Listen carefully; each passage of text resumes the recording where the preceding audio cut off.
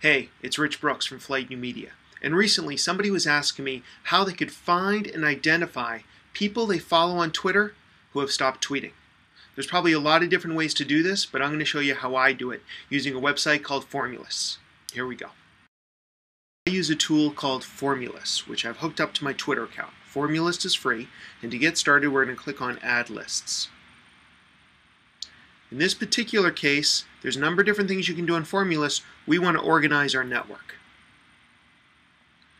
I'm going to go ahead and create another list. This is a list that's going to filter who I follow.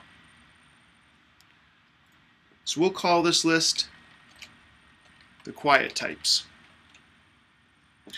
Now you could choose to make this a private or a public list. I think I'm going to make this a private list.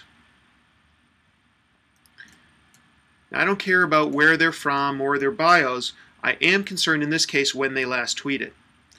I'm going to filter this, and you can set this date to however long you want. Did they not tweet within the last month, the last 2 months, the last 3 months?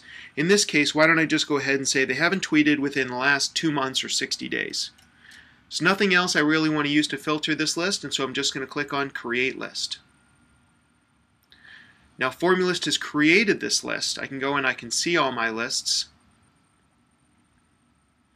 And here's the quiet types, and as you can see, Formulists is still creating this list. So we're going to need to wait a few minutes until it's finished. So now the list has been formulated, and I can click on the quiet types.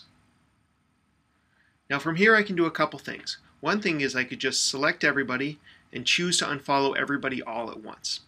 However, it may be that there are some people worth saving on this list. So as I scroll through this list, I see my friend Annie Maley, and I select her, then I scroll back up to the top, and I can remove her from this list. What that's going to do is keep her from being removed from this list when I then select all and unfollow.